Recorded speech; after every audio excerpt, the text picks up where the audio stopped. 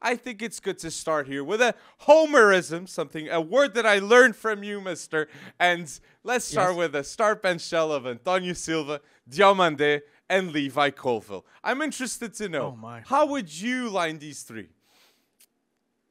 Okay. Yeah, Colville's been phenomenal. But I still am going to like Antonio Silva. I feel like a lot has been kind of taken off his shoulders just for the net play of what has been going on. Benfica has been very much a team as of late. So I'm going to say start Antonio Silva. I'm going to say bench Levi Colville, and I'm going to say sell Ousmane Diomande.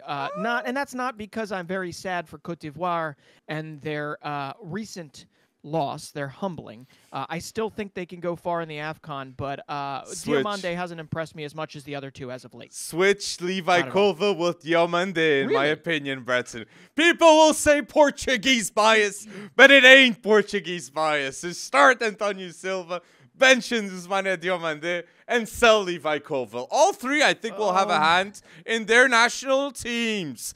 But Antonio Silva, generational talent right there. Soon, people will know. Diomande could leave Sporting for more than 17 million, Bretson. I know, and I mean, you could get 100 plus, 110 plus for Ousmane Diomande and Gonçalo Inácio, depending on how much Liverpool wants him, or other clubs obviously will fight for him. But yeah, no, I agree. I mean, Diomande is great, but Colville for me could be a start simply because you know me, I value versatility. You followed him at Brighton a lot. You can't argue. But I'll tell you what, I have been very, very impressed, not just with Inácio, not just with Diomande, not just with Antonio Silva. You want to talk versatility? I've been very impressed with Morato, 22-year-old. Came up through Benfica, right, and has taken some time to get into that 11. I love Morato. But just watching him versus Boavista, or watching what I could in terms of the highlights because I can't get the full game. He's impressed me. I think there's a lot more growth to go there, even at a more advanced wonder kid age of 22. But I like it. Where's my young defenders at? We're still dealing with a 41-year-old Pep over at Porto. Where's my young defenders at? Come on. I do think the center back, but Pep's vital. Pep's one of the best center backs I've ever seen in my life, and I'm very happy that he's still at Porto. Okay, I wanted to mention just that. But Morato's been playing at left back. Great mention, Bretson. And I absolutely love the guy. He came from São Paulo to Benfica, and he might, there's a chance, he might represent the Portuguese national team. Morato is considering it, and Morato, Antonio Silva, Gonçalo Inácio, the list would be really good, especially when we play with 3 center backs. But this is the first start bench, so let us know your decisions down below. An historic I got one for you. You got one for me. Yes. Before you go historic, I want to keep it in that homerism type of vibe here. Okay. So here's my start bench sell for you. I'm surprising you because you didn't think I had any. I've got João Neves, I've got Aurélien Tchouaméni, and I have Moises Caicedo. Ooh, think of them in their peak. Okay. So I would start Aurélien Tchouaméni. I think that Real Madrid have lost 2 games this season. Those 2 games, Tchouaméni was on the bench. I would bench João Neves. João Neves is a phenom. João Neves is a generational talent at Benfica. And if you don't know, you soon will know. And I would sell Moises Caicedo. That is a tremendous talent too. But I believe highly in Tchouaméni and in João Neves for the Portuguese and French national teams, respectively. I think they're not going to leave their national teams the next 10 years. Those 2 players. That's a big tax write-off if you're selling Moises Caicedo, because you ain't going to get anywhere close to what Chelsea paid for him. That's for sure.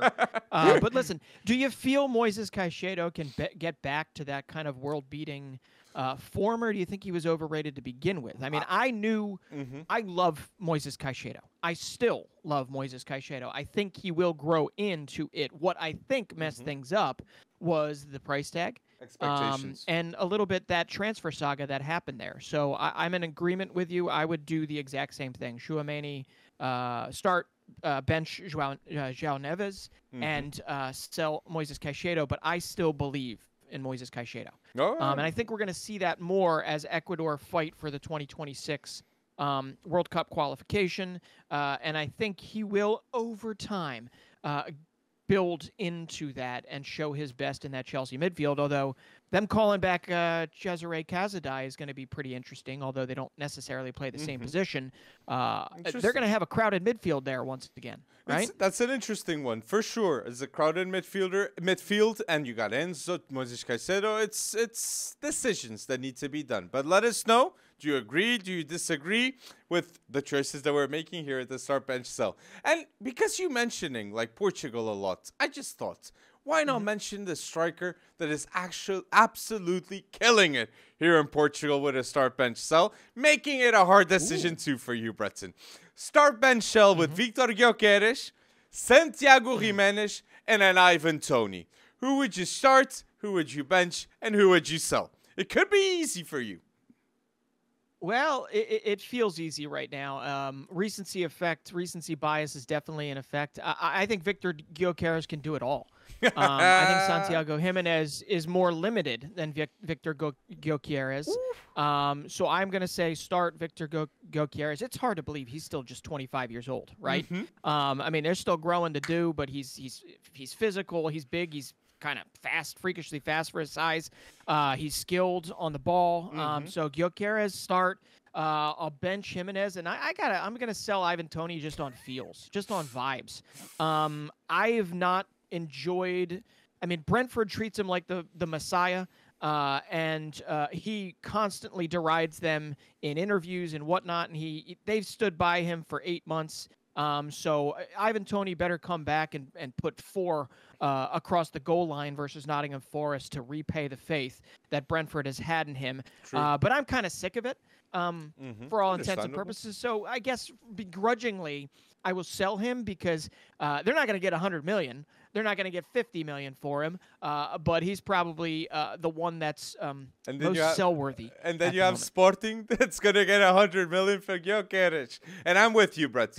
Victor Gyökeres has won the Player of the Month 3 times in a row. In 25 games, he's got 22 goals and 10 assists. He's the best player in the Portuguese league, and he just arrived. Immediate impact. It saddens me that I'm only going to see 1 season of Gyökeres. I would start Victor Gyökeres, I would bench Santiago Giménez, and I would sell Ivan Toney. And if you disagree with this start bench sell, in my view, I think you only watch the English league. And I don't want you guys to disagree, please, because trust, Santiago Giménez will start for the L3, and Victor Gyökeres, he's like the future of Sweden next to Alexander Isaac and other names. Lucas Gvardal. There's others. Yeah. But and yes. when Gyökeres, it's hard to believe, right? That Gyökeres, and we're going to talk about Brighton a little bit later because they obviously have landed yet another wonder kid. But it's hard to believe that Victor Gyökeres could be the front man for Brighton at this moment in time. And it just didn't work out that way. And he found his way to Coventry City. And then he found his way to Sporting. So there's a lot of like crazy scouting things that had to happen there for people to rationalize their decisions. 1 for the exit from Brighton, and 2 for the for Sporting to pluck him out of the English Championship. So I did get to see a little bit of action from that Vizela game. Yes. Sporting ended up winning 5-2, and it was like once the dam was broken open, Gyökeres was just having a field day. Him and Paulinho, who's been very good as of late, right, for Sporting. Because of Gyökeres. Yeah, so it's that heat check. I think we're going to have to add him to the PSV Eindhoven heat check that we do pretty much every week here. Victor Gyökeres is on his way to have a historic year. It's obviously the best year of his career. The best year of Ruben Amorim, the coach's career, too, of Sporting. Sporting right now, if they win the league, it'll be the 2nd time that Ruben Amorim wins it. Victor Gyökeres being the best player. Diomande, Gonçalo Inácio, Pedro Gonçalves, underrated player. Morita, that's representing now Japan. They have a very good squad and a lot of players to watch. Even a Marcus Edwards. Wow. If you know, you know, former Tottenham Academy player. But in the Portuguese league, Victor Gyökeres is the best player and best striker. Then you have Ivan Nilsson, I'd say is a very worthy name. Simon Banza too. Like best midfielder, no doubt it's João Neves. Phenomenal midfielder. And best goalkeeper is of Diogo Costa of Porto. So you have best striker at Sporting, best midfielder at Benfica, and best goalkeeper at Porto. You got it all clubs. And Trubin second. How close is Trubin? Yeah, exactly. How close is Trubin, though, to Diogo Costa? It's a debate. You can have a debate in the Portuguese league between Diogo Costa and Anatoly Trubin right now. Because Trubin has 8 clean sheets in the league in 14 games. He's very impactful. And 2, right now, if I got to say, best under 23 goalkeepers in the world, Trubin is for sure in that conversation too. And he costs 10 million with 40% future fee. That is very underrated deals. But it's a debate. Let us know your choices. But since we're talking keepers, just to mention the historic one. Who would you start bench sell with? Manuel Neuer, Gianluigi Buffon, and Iker Casillas? Oh my gosh! I grew up with Buffon. I grew up with Buffon in his prime. But I would have liked to have grown up with Buffon. I will start. I mean, Gigi Buffon is like just legend growing up with all the Serie A greats back when AC Milan, obviously before the demise of some of these clubs and the whole scandal and all that fun stuff. But Gigi Buffon for me, I start him. Got to start Gigi Buffon. I'm going to bench Iker Casillas, and I'm going to sell Manuel Neuer. I'm going to start Neuer, and I'm going to bench Gigi Buffon. You're going to start Neuer. And I'm going to sell Casillas. What? I think Casillas was vital for the Real Madrid team. He wins the World Cup. He wins the 2 Euros. But Gianluigi Buffon, I think, was the best goalkeeper in his era. And the best goalkeeper in the recent era, I think it's Manuel Neuer. He changed the position. He changed the sweeper keeper. I know, but it's still a debate. It's like you can put all three. But he never did it elsewhere. For me, I mean, Iker Casillas. Just like Casillas. I know. At Porto, he did it. No, it's true. Yeah. It's true. Well mentioned. I get it. It's well mentioned because at Porto, Casillas was important. I remember. Well, you know what always plays in my head? When Iker Casillas wins the World Cup and then kisses his future wife, if I'm not mistaken, right?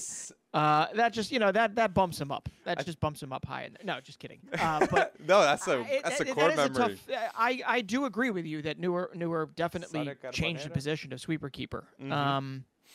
But I just still can't. Casillas at his best, man. Casillas at his best for that Real Madrid team. We disagree on Ter Stegen and Alisson, so I kind of look. True. It's understandable if we see the times. We're just changing the names. But since we're mentioning big teams, you got one more, and then I have the last one. I got one more for you. I'm going to go a little more FC Wonder Kid lens here. Okay. As I hold the camera lens cap up. Okay. This is raw potential, not like right now. Who do you think has the highest potential start bench sell? Striker edition, young striker edition. Rasmus Winter-Holland, Matisse Tell, Evan Ferguson. I think start Winter-Holland, Rasmus Winter-Holland, bench Evan Ferguson, and unfortunately sell Matisse Tell. I think the national team importance comes into hand with me. I think Denmark's future is with Rasmus Winter-Holland, and for sure. Ireland's future, if they're ever going to have success in the Euros, it's with Evan Ferguson having a big hand. And Matisse Tell, very talented, very good at Bayern Munich, but even to start at Bayern Munich, it's going to be very difficult for Matisse Tell. And even to start for the French national team too, it's going to be very difficult because Clairefontaine, the academy football there, is on another level. So, unfortunately, I'd have to sell Matisse Tell. But man, Bretson, you always call me lacking there because it's very hard with Matisse Tell. Because the talents, I don't know, but it's the club level that changes my opinion. I'm 100% in there for you. I almost want that loan to like Eintracht Frankfurt to go through or something. I like that. And it's not going to happen because I feel like Matisse Tell has already said, "No, I'm here. I'm ready to fight." But is that rumored? But I think no, I made that up. Because of Colomwani, that would make total sense. It would make, and Guirassy at Stuttgart, right? I mean, there are mid-table or upper mid-table Bundesliga teams that could really, really give him the playing ground, right? The proving ground that he needs. And yeah, I get like he's super sub, whatever, and he scores a bunch of goals and he shows his freakish athletic ability and his prowess and all that good stuff sometimes with Bayern, and he learns the whole team structure and whatever. But I mean, Harry Kane's there, and he's bringing his posse in too. That's true. You've got Eric Dyer coming. No, You've got it Trippier doesn't- coming it's- potentially. that's He's true. not going anywhere anytime soon. And I get you want to learn from Harry Kane, but Matisse Tell, he is a question mark, and he is, like, you see, the ceiling is insanely high. It's whether or not he's ever going to be given the opportunity to, like, reach that ceiling, right? Exactly. Exactly. That's what I worry about. I'm right now. That's a doubt for me. Last one, Yes. and because I see this a lot on Twitter and X and on Instagram, I saw this post a lot, and some Barca fans were going crazy, and I would go crazy too. Okay, so a start bench sell with Kevin De Bruyne, Jude Bellingham, and Pedri. Who would you start? Who would you bench, and who would you sell? I mean, that's just setting things up. Oh gosh, I mean, I'm gonna start. If it's a one-off game or something, I'm starting Kevin De Bruyne. You're telling me he's healthy. I'm starting him. I'm benching Jude Bellingham because you can't beat that off the bench. And then I'm selling Pedri. Would that change with Gavi? Would the start bench No. sell change still? No, I agree with you. I agree with you. Yeah. And Yeah, every no, Barca it fan needs to realize that Bellingham and De Bruyne are in a different level. It certainly feels that way, and I don't know exactly what would put Pedri or Gavi above a Jude Bellingham for me at this moment, based on the clear leadership and the clear I don't know. I mean, just it feels like everything he does right now is iconic. Jude Bellingham. Yeah. Yeah.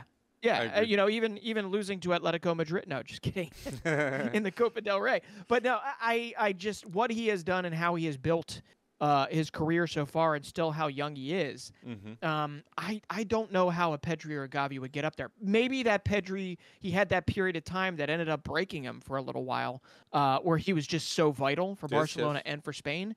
But if he gets back to that form, I still don't think that he goes above what Jude Bellingham has done so far this season and what he has shown in terms of his, stepping stones up from Birmingham to Dortmund to Real Madrid. So yeah, no, I don't know what it would take. It would take Jude Bellingham doing this for 10 more years to get above Kevin De Bruyne.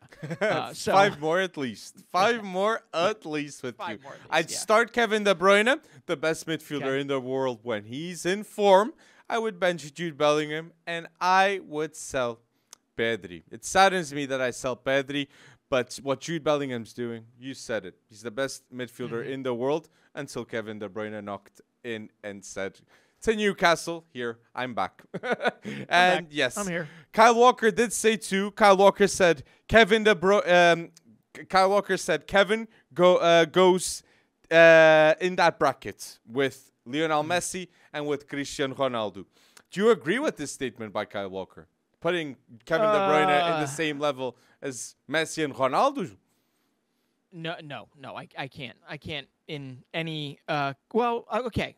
Club football capacity potentially, his consistency in terms of his identity and the trust that he's built with Pep Guardiola, but then you add in the country, right? You add in what they've done and what they've meant for their country. Obviously, he's meant a lot for Belgium. It just hasn't amounted to That's true. The success that they all expected from the golden generation. And in fact, I wouldn't call it a full-on failure, but they've been punching above, say, Belgian weight. But at the same time, we all expected more from that Lukaku, De Bruyne, Mertens, Hazard. You can name a whole bunch of others. Yeah, and you got the Alderweireld and Vertonghen in the back, and that's now getting phased out. Witsel. New generation comes in. But so, yeah, I would not say that at all just yet, but he'd be like the tippy top of the tier right below Ronaldo and Messi. But if Kevin De Bruyne wins the Euros with Belgium and it wins the Champions League with Man City, a lot of people will start saying Ballon d'Or, Ballon d'Or. And who can blame them? And that would be the first Ballon d'Or winner since Luka Modric. And I think it's Luka Modric, Kevin De Bruyne, and Toni Kroos, the 3 midfielders that marked the last 10 years in football at the highest level. Toni Kroos too. I forgot to say in the last podcast, but I gotta mention Toni Kroos in that level. Of course. Because at Bayern and at Real, Those passes, the precision, it's unreal. But let us know, do you agree? Do you disagree with a lot that we've said?